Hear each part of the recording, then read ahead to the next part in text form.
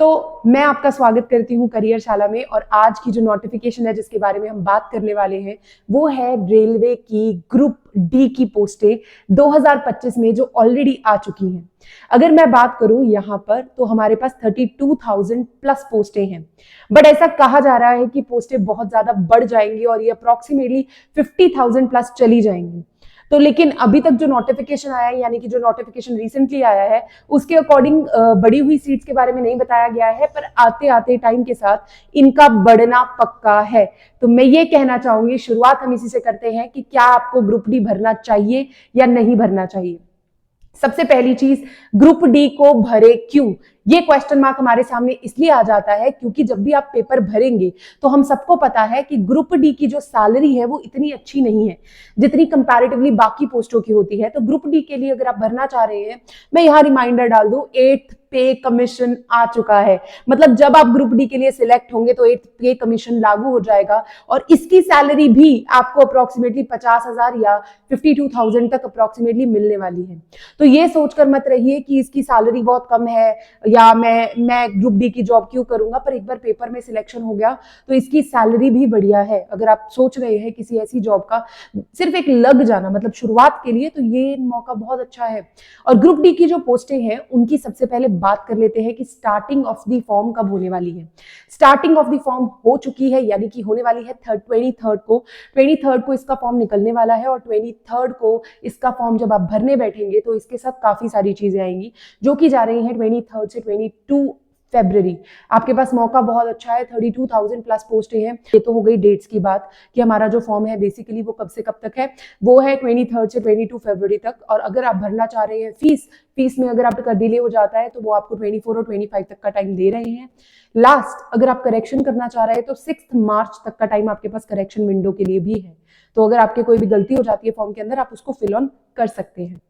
अब बात करते हैं एक और इंपॉर्टेंट चीज की, इसके बाद एज। अगर मैं एज की बात करूं तो एज जो है वो 18 से 36 तक एक्सेप्ट की जा रही है नॉर्मल जर्नल क्लास के लिए। अगर आप बात करते हैं बाकी की, तो बाकी के अंदर आपके पास रिलैक्सेशन है, किसी में 5 इयर्स का रिलैक्सेशन है, किसी में 3 इयर्स का रिलैक्सेशन है। तो अकॉर्डिंगली आप फॉर्म भर सकते हैं। अगर आप हैं ओबीसी से तो आपका रिलैक्सेशन 3 इयर्स का है, यानी कि आपकी जो एज है वो 18 to 39 हो जाती है। अगर आप है SC ST से तो आपकी एज 18 to 41 हो जाती है, ये भूलिएगा मत। तो ये अलग अलग के लिए, अलग अलग डिसेबिलिटीज के लिए भी डेफिनेटली यहाँ पर एक चीज दी हुई है कि एज विंडो बढ़ जाती है, किसी में 10 साल, किसी में कुछ, तो आप वो देख सकते हैं according to your requirement in the notification, complete notification. मैंने उसमें से सिर्फ और सिर्फ इंपॉर्टेंट पॉइंट्स उठाए हैं जो कि आपके लिए बहुत इंपॉर्टेंट होने वाले हैं। अगर बात करें क्वालिफिकेशन की, यहाँ पे क्वालिफिकेशन का बहुत मसला चल रहा था। सब कह रहे थे कि अगर ग्रुप डी का फॉर्म है तो हम ग्रुप डी का फॉर्म सिर्फ तभी भर सकते हैं जब हम 10th है और ITI क्रॉस की हुई है हमने। अगर आप बात करें 10th की और ITI की, ये दोनों चीजें अगर आपके पास है तो आप पेपर भर सकते हैं डेफिनेटली। पर ऐसा नहीं है कि अगर आपने 10th कर रखी है और ITI नहीं कर रखी है तो आप पेपर नहीं भर सकते, आप पेपर भर सकते हैं। तो मतलब आपका जो मुकाबला होगा ITI वालों से भी होगा। तो ऐसा नहीं है बिल्कुल कि अगर आपने ITI नहीं की हुई है तो आप पेपर नहीं भर सकते। तो पेपर तो सभी 10th पास भर सकते हैं, बस एज जो है वो 18 प्लस होनी चाहिए। तो ये ध्यान रखिए। तो आपको एलिजिबिलिटी का पता लग चुका है कि अगर आपको फॉर्म भरना है तो आप 10th और 10th प्लस IIT या 10th पास होने चाहिए। दोनों चीजें यहाँ पे एक्सेप्टेड है और आप सभी चीजों के लिए फॉर्म भर सकते हैं, 10th वाले भी, जिसके बारे में हमें बिल्कुल पहले पता नहीं था बिकॉज बड़ी अटकलें लगाई जा रही थी कि 10th और ITI वाले ही फॉर्म भर सकते हैं। तो आई होप आपको थोड़ा एलिजिबिलिटी का क्राइटेरिया का पता लग गया होगा। अब बात करते हैं वैकेंसीज की, किस तरह से सिलेक्शन होता है या इसका जॉब प्रोफाइल क्या रहेगा। देखिए, अगर बात करें ग्रुप डी की तो ग्रुप डी का जॉब प्रोफाइल आप बहुत अच्छे से जानते हैं कि इसके अंदर आपको बहुत सारी मल्टीपर्पज काम करने पड़ेंगे। और ग्रुप डी के अंदर जितने भी लोग हैं, जितने भी सिलेक्शंस होते हैं, उनको जोन के हिसाब से सिलेक्ट किया जाता है। मतलब हर एक रेलवे का अपना जोन होता है, अलग अलग एरिया होता है। आप किस जोन के लिए भर रहे हैं तो आपका सिलेक्शन वहीं पे होगा, ठीक है।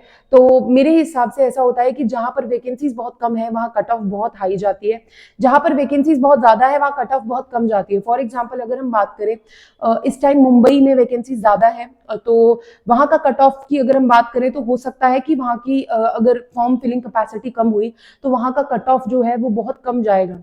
लेकिन अगर यहाँ की बात करें, पंजाब की बात कर ले तो पंजाब के अंदर वैकेंसीज इतनी नहीं है, तो वहां पे जो कट ऑफ जाएगा वो डेफिनेटली ज्यादा जाने वाला है। तो ये ध्यान रखें, अगर आप जॉब कर सकते हैं, कहीं भी कर सकते हैं, तो आपको जोन हिसाब से भरना है कि आपको कौन से जोन में चाहिए। अगर तो आप स्पेसिफिक है कि मुझे घर के पास ही करना है, मतलब आसपास ही देखना है, तो आप उधर भरिए। अगर आपको है कि बस नौकरी ही चाहिए, बेशक घर से दूर जाना पड़े, आप रेडी है इस चीज के लिए, तो आप किसी भी जोन से फॉर्म को भर सकते हैं। इस टाइम सबसे ज्यादा वैकेंसीज डेफिनेटली मुंबई वगैरह में है, लेकिन अगर मैं बात करूं तो आपको याद होना चाहिए कि आपके पास जो वैकेंसीज है वो ऐसे कुछ स्टेशन है जैसे चेन्नई, गुवाहाटी और 2-4 स्टेशन और भी हैं जिनमें आप देख सकते हैं कि आपकी जो वैकेंसीज का नंबर है वो ठीक ठाक है, और यहाँ पे जो कट ऑफ है वो भी हाई नहीं जाती है। उसकी फोटो मैंने लगा दी है कट ऑफ की, आप चेक कर सकते हैं। जहां जहां आपको लगता है कि कट ऑफ ज्यादा हाई नहीं गई है, आप वहां पे भर सकते हैं अगर आप अप्लाई करने के बारे में सोच रहे हैं तो आज का जो वीडियो हमारे बनाने का मेन एम था, क्योंकि ऐसा होता है कि ग्रुप डी यानी कि जिस पोस्ट के लिए आप अप्लाई कर रहे हैं, तो ऐसे भी लोग हैं जिन्होंने सोचा भी नहीं था कि हम अप्लाई करेंगे और उनको पता लगा है, तो basically they will be applying, क्योंकि 8th पे कमीशन लग चुका है। मैं पहले दोबारा बोल रही हूँ, याद रखना। तो अगर आप अप्लाई कर रहे हैं तो आपकी तैयारी में दिक्कत नहीं आनी चाहिए, तैयारी आप खुद से भी कर सके और बिना 1 रुपए दिए भी तैयारी कर सके और पेपर को क्लियर कर सके। हमारा यही मोटिव रहता है, क्योंकि आजकल इतना free of cost material online available है, फिर भी अगर हमें कोर्सेज खरीदने पड़े या स्पेशल जाके क्लासेस लगानी पड़े तो then that's a problem, because मेरे हिसाब से जिसने पेपर क्लियर करना है उसने फ्री ऑफ कॉस्ट मटेरियल के साथ भी पेपर को क्लियर कर लेना है। अब चलते हैं आगे। अगर मैं बात करूं अब इसके सिलेक्शन प्रोसेस की, तो इसके सिलेक्शन प्रोसेस में सबसे पहली चीज जो होती है इसका सीबीटी होता है, कंप्यूटर बेस्ड टेस्ट। अगर आपको पता हो, पिछले साल भी सीबीटी 1 सीबीटी 2 लेने की सोच रहे थे, बट द प्रॉब्लम इज, आप सोचिए ना, ग्रुप डी के लिए अगर आपको 2 पेपर देने पड़ेंगे, उनका क्या होगा जिनके लिए यही एक मौका है अपनी लाइफ को सुधारने का। तो इसलिए सिर्फ सीबीटी 1 होने वाला है, नोटिफिकेशन ने क्लियर कर दिया है। उसके बाद आपका होगा पीईटी, पीईटी यानी कि फिजिकल एंड्योरेंस टेस्ट, और ये फीमेल्स और मेल्स दोनों के लिए होने वाला है। तो ऐसा मत सोचिएगा कि सिर्फ मेल्स के लिए होगा, सबके लिए ये है। और उसके बाद डॉक्यूमेंट वेरिफिकेशन होने वाला है, और उसके बाद आपका मेडिकल टेस्ट, फिर आपका सिलेक्शन हो जाएगा किस में, ग्रुप डी में। तो ये 4 चीजें आपको याद रखनी है। पहला सीबीटी 1, उसके बाद आपका पीईटी, पीटी यानी कि फिजिकल एंड्योरेंस टेस्ट। जिन्होंने बिल्कुल भाग के नहीं देखा है ना, या बिल्कुल फिजिकल एक्सरसाइज नहीं कर रहे हैं, तो मेरे हिसाब से पीईटी की भी तैयारी करो, बिकॉज आपका जो बेसिकली मैं मानती हूँ पीईटी सिर्फ एक क्वालिफाइंग नेचर का एग्जाम है, बट डेफिनेटली अगर वहां पे एकदम से आप भागने लगेंगे तो आप उसको पूरा नहीं कर पाएंगे। तो मेरी एक रिक्वेस्ट रहेगी कि अगर आप ज्यादा नहीं, आप सुबह ही वॉक वगैरह या रनिंग शुरू कर दीजिए, ताकि आपका ये पेपर भी क्लियर हो जाए, पीईटी भी क्वालिफाइंग पे क्लियर हो जाए। ठीक है। उसके बाद डॉक्यूमेंट वेरिफिकेशन के बाद आपका फिजिकल मेडिकल का टेस्ट रहेगा। उसकी भी डिटेल्स अगर आपको कुछ हेल्प चाहिए तो प्लीज बताइएगा, हम डाल देंगे। अब चलते हैं आगे। अगर मैं बात करती हूँ इसकी, तो इसके बाद आ जाता है इसका सिलेबस।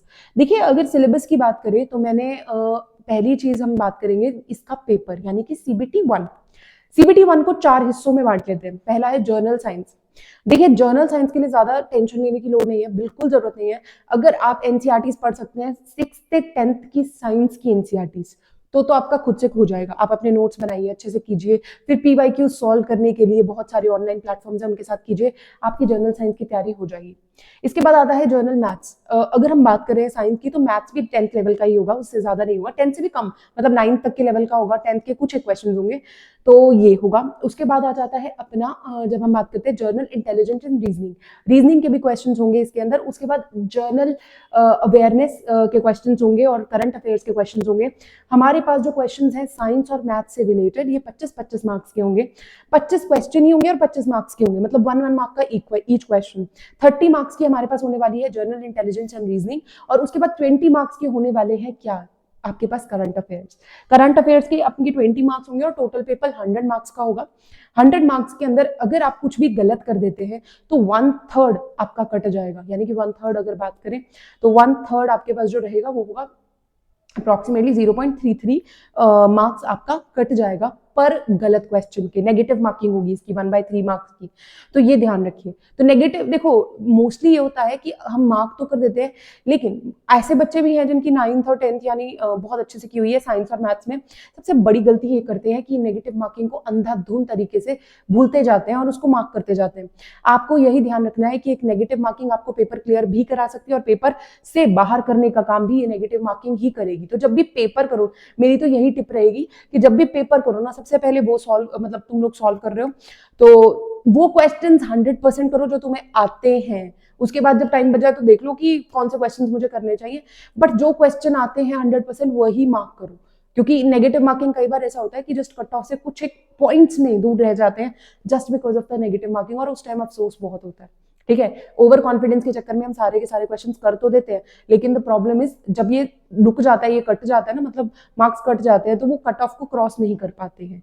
ठीक है, नेगेटिव मार्किंग से मार्क्स कम हो जाते हैं और सिर्फ 0.5 से भी बच्चे रह जाते हैं, तो वो बहुत बड़ी प्रॉब्लम है।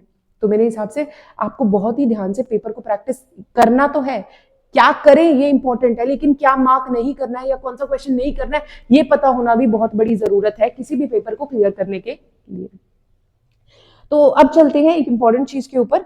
हमारे पास फीस की बात करें तो फी जो स्ट्रक्चर है वो बेसिकली है 500 रुपीज फॉर ऑल। 400 रुपए आपको वापस हो जाएंगे अगर आप पेपर देने जाते हैं तो। कई बार ऐसा होता है ना कि पेपर भर देते हैं और देने नहीं जाते हैं, तो दैट इज अ प्रॉब्लम। इस वजह से 500 रुपीज सबके लिए, जर्नल के लिए, सब के लिए फीस 500 रुपीज है। 400 रुपीज आपको रिटर्न हो जाएंगे जैसे ही आप अपना पेपर क्लियर करते हैं। उसके बाद अगर बात करें बाकी SC ST या OBC की या गर्ल्स की, तो इनके लिए जो फीस है वो 250 रुपीज है। इनको एग्जैक्टली 250 रुपीज ही रिटर्न हो जाएंगे पेपर के बाद, तो इनका कोई फी चार्जेस नहीं है। ये भी सिर्फ इस वजह से है क्योंकि बहुत सारे बच्चे होते हैं जो फॉर्म फिल कर देते हैं और फॉर्म फिल करने के बाद ऑन दी प्लेस नहीं पहुंचते हैं, क्योंकि ऐसा होता है कि फ्री फॉर्म है ना और इतना कुछ लगा नहीं हुआ है, तो वो लोग बेचारे तैयारी करके बैठते हैं कि इतने बच्चे पेपर देने आएंगे और नहीं पहुंचते हैं, तो उनको भी तैयारी में एक्सपेंडिचर होता है और लॉस भी होता है। तो बेसिकली ये सिस्टम है कि उन्होंने फॉर्म के लिए एक पर्टिकुलर फीस निर्धारित कर दी है जो कि टाइम के साथ यानी कि पेपर देने के बाद आपको रिटर्न कर दी जाएगी। ठीक है, अब बात करते हैं कि तैयारी करे कैसे। अगर मैं तैयारी की बात करूँ ना, तो देखो जर्नल साइंस के लिए मैंने आपको क्लियर बताया है कि आपको क्या करना चाहिए क्या नहीं। अब थोड़ा सा बुक्स के बारे में बात कर लेते हैं। तो सबसे पहले मैं मैथ्स की बुक की बात करूंगी। जब मैं मैथ्स की बुक की बात करती हूँ तो मैथ्स का सिलेबस मैंने स्क्रीन पे डाल दिया है, तो ये बेसिक टॉपिक है। ध्यान रखिएगा कि RRB NTPC और ये ग्रुप डी में फर्क है। जो लेवल ऑफ क्वेश्चंस है वो थोड़ा इजी होने वाला है ग्रुप डी के अंदर, तो आपको उस लेवल के क्वेश्चंस भी नहीं सॉल्व करने हैं, लेकिन उसके आसपास के करने हैं ताकि आप पेपर को इजीली क्लियर कर पाए। ठीक है, जब हम मैथ्स की बात करते हैं तो इसके अंदर RRB की बुक्स, RRB ग्रुप डी सिर्फ के लिए अगर आप बुक्स परचेज करना चाहते हैं, देखिए वैसे तो ऑनलाइन बहुत मटेरियल अवेलेबल है, आप NCERT कर सकते हैं, लेकिन अगर आप परचेज करना चाहते हैं तो मेरे हिसाब से ये 4 बुक्स बहुत इंपॉर्टेंट है। एक है M तायर की बुक, M तायर की और K कुंदन की बुक है, तो वो स्क्रीन पे आपके पास मेंशन्ड है। एक है हमारे पास अभिजीत गुहा की बुक, वो बहुत अच्छी है। एक दिशा पब्लिकेशंस की है और एक RS अग्रवाल की बुक है। ये बुक्स अगर आप प्रेफर करना चाहते हैं मैथ्स की तैयारी के लिए, आप इनमें से कोई एक बुक ले लीजिए, जरूरी नहीं है कि आपको सारी चाहिए, आप कोई एक बुक लेके तैयारी अपनी शुरू कर सकते हैं। दूसरा आता है जर्नल इंटेलिजेंस एंड रीजनिंग के लिए। अगर मैं रीजनिंग की बात करती हूँ तो हमारे पास जो होता है बेसिकली रीजनिंग का पार्ट हम कर सकते हैं इसको RS अग्रवाल से। RS अग्रवाल की एक modern approach to verbal and non verbal reasoning है, वहां से कर सकते हैं। लेवल थोड़ा सा कम ही होगा बट डेफिनेटली आपको कंसेप्ट अगर क्लियर करने हैं, अगर क्वेश्चन करने के लिए चाहिए तो वो बुक बहुत अच्छी है। उसके बाद आ जाता है logical and analytical reasoning bye AK Gupta, ये आप कर सकते हैं। ठीक है, तो ये 2 बुक्स मैं रेफर करूंगी अगर आप करना चाहते हैं तो। इसके बाद एक है test of reasoning, that is by Edgar Thorpe. ये भी बहुत अच्छी बुक है अगर आप करना चाहते हैं तो। स्क्रीन पर रीजनिंग की बुक्स दी हुई हैं, अगर आप करना चाहते हैं तो ये बहुत अच्छी बुक्स हैं, इनको खरीदिए, तैयारी शुरू कीजिए। देखिए कोई भी टीचर आपको कुछ नहीं कराएगा, लेकिन आप अंदर से अगर करना चाह रहे हैं ना तो आप आराम से कर लेंगे। कोई भी टीचर आपको 15 मिनट का मोटिवेशन दे जाएगा, लेकिन उसके बाद क्या, मतलब 15 मिनट में अगर मोटिवेशन या 2 दिन में मोटिवेशन खत्म हो गया तो पेपर भरने के बाद भी आपका पेपर क्लियर नहीं होगा, तो उसके लिए तो आपको लगे रहना पड़ेगा। तो ये बुक्स भी मैं इसीलिए बता रही हूँ कि सामने देख देख के आपको लगे कि प्रैक्टिस करनी बहुत जरूरी है। अगर जर्नल अवेयरनेस और करंट की बात करें तो आप ल्यूसेंट की बुक फॉलो कर सकते हैं या उपकार पब्लिकेशंस की बुक ले सकते हैं। ल्यूसेंट की बुक तो मैंने बहुत बार बोली है कि जो पेपर की तैयारी कर रहे हो, ल्यूसेंट तो रट मारो, उसको पहले ही साइड कर दो पढ़ के सारा। ठीक है, और जर्नल साइंस की अगर मैं बात करूं तो लूसेंट पब्लिकेशन की बुक में जर्नल साइंस है, तो ऑब्वियसली अगर आप एक लूसेंट की बुक खरीदते हैं उसके अंदर जर्नल साइंस और आपको मिल जाएगा बेसिक अवेयरनेस। ठीक है, और उसके लिए जर्नल साइंस के लिए एक दिशा पब्लिकेशन की भी बुक है और BK एडिटोरियल की भी बुक है जो आपके लिए बहुत फायदेमंद हो सकती है।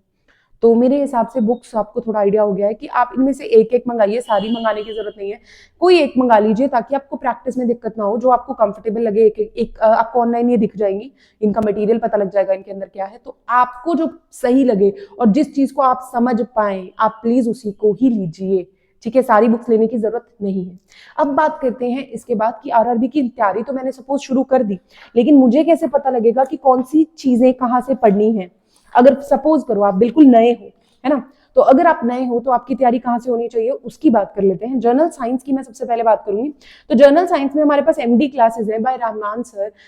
इन्होंने बहुत अच्छा पढ़ा रखा है, रहमान सर ने, एमडी क्लासेस के अंदर, तो आप वहां से कर सकते हैं। नहीं तो मैं जर्नल साइंस के लिए वैसे मैं कहूंगी कि आप ऑनलाइन भी नहीं जाना चाह रहे हैं, क्योंकि इतना इतना देर टीवी के आगे या कंप्यूटर के आगे नहीं बैठा जाता है, तो आप आराम से एनसीईआरटीज पढ़ सकते हैं 6 to 10। अगर बात करें जर्नल मैथ्स की, तो मैथ्स की सत्यम सर एमडी क्लासेस में पढ़ा रहे हैं, या क्विक ट्रिक्स बाय साहिल करके एक चैनल है साहिल सर का, वो बहुत अच्छा करा रहे हैं। इसके बाद हम बात करते हैं जर्नल इंटेलिजेंस की और जर्नल इंटेलिजेंस रीजनिंग की। यहाँ पे एसएससी अड्डा के विनय तिवारी सर अच्छा पढ़ा रहे हैं, और मालविया क्लासेस में विकास सर अच्छा पढ़ा रहे हैं। तो ये आपके पास चैनल्स हैं जहां से आप अपनी वीडियोस देखकर तैयारी कर सकते हैं। जनरल अवेयरनेस और करंट अफेयर्स की अगर मैं बात करूं तो साहिल जहां सर है, और यहाँ पर हमारे पास एक एग्जामपुर करके चैनल है जहां से आप पढ़ सकते हैं, जिसपे पंकज सर पढ़ा रहे हैं, बहुत अच्छा पढ़ा रहे हैं, तो आप वहां से देख सकते हैं। देखिए, ये चैनल्स आपकी बहुत मदद कर सकते हैं। तो अगर देखें तो हमारे पास रेलवे के लिए भी अड्डा 24/7 का चैनल है, वहां से आप सारा मटेरियल ले सकते हैं। ये लोग मैराथन बहुत अच्छी चलाते हैं, और इसके साथ ही हमारे पास अनअकैडमी के भी हैं। तो आप किसी भी चैनल से मैराथन तो देखिए कहीं से भी कर सकते हैं, तो आपको आइडिया होता रहेगा कि आप वहां पे स्टैंड कर रहे हैं कि नहीं। बट तैयारी के लिए अगर आप जीरो से शुरू कर रहे हैं और हीरो बनने की तैयारी में, तो पर डे की तैयारी कंसिस्टेंसी लगेगी ही लगेगी। टॉपिक वाइज पकड़ लीजिए, एक एक टॉपिक कीजिए, टॉपिक करने के बाद कम से कम 20-20 क्वेश्चन उस टॉपिक के सॉल्व कीजिए। उसके बाद आपको थोड़ा सा कॉन्फिडेंस आएगा कि मैं कुछ कर सकता हूँ। उसके बाद मैराथन्स लगाइए, पीवाईक्यूज लगाइए, and you are ready for your exam. Group D का पेपर आराम से क्लियर हो जाएगा। और मेरी यही सलाह रहेगी कि अगर किसी भी पेपर को भरते हो ना, सिर्फ भरने के लिए मत भरो, उसको क्लियर करने के लिए भरो। तो जब तुम क्लियर करने की इरादे से भरते हो ना कि यार मुझे वही चाहिए, तो तुम तैयारी थोड़ी ज्यादा कर लेते हो। अदरवाइज भरने के नाम पे तो देखो एक एक बच्चा कितने कितने पेपर भर देता है, लेकिन क्लियर हो नहीं पाते।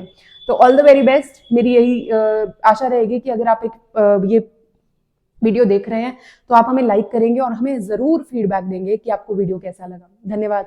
करियर शाला में स्वागत रहेगा हमेशा स्वाति बत्रा के साथ।